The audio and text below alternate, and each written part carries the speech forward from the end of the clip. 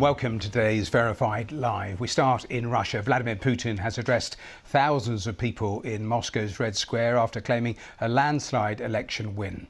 The rally was held to mark the 10th anniversary of Russia's illegal annexation of Crimea.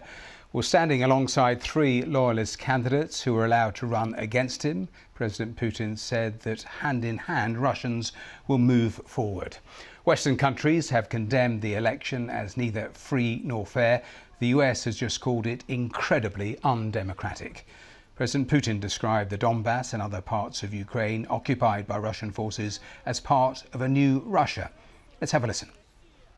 As for Novorossiya, Donbass, the people living there in those days of the Russian spring declared their desire to return to their native family.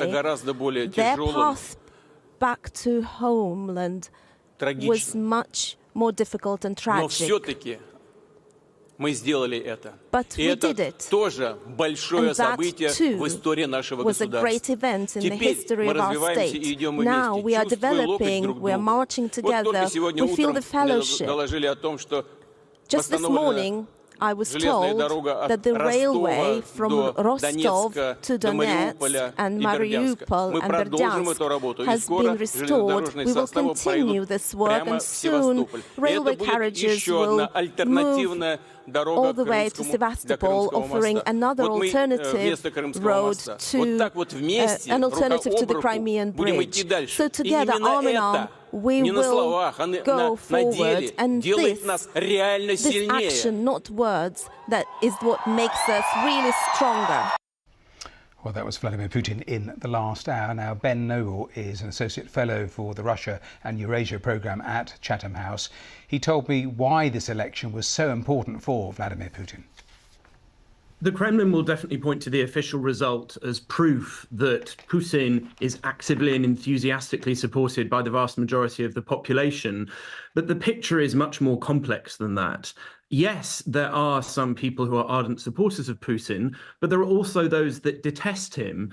And more importantly, there's a large group in the middle with ambivalent feelings towards Putin. And the Kremlin has made sure that it presents to that large middle group Putin as the leader without alternative. So many people will have gone to the polls because of that. If not Putin, then who else? But also, we shouldn't forget the extraordinary propaganda in the country. And as I say, the Kremlin will demonstrate that Putin is still at the center of politics and therefore is going to be around for many years to come. So what do you expect over the next 6 years?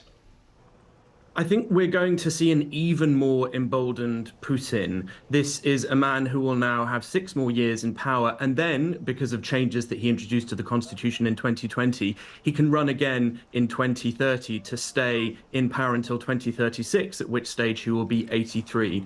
I think we're likely to see more domestic repression, more use of coercion, the Kremlin taking unpopular decisions that it didn't want to in the lead up to the election, where it wanted to present a Russia that was confident and rosy in the state providing support to people. So it's going to be an even uglier Russia domestically, but also emboldened when it comes to the ongoing war against Ukraine.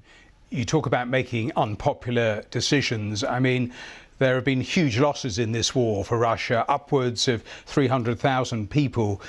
Given he has said what he said about the war and what lies ahead, does it give him scope also to implement full mobilization there in Russia?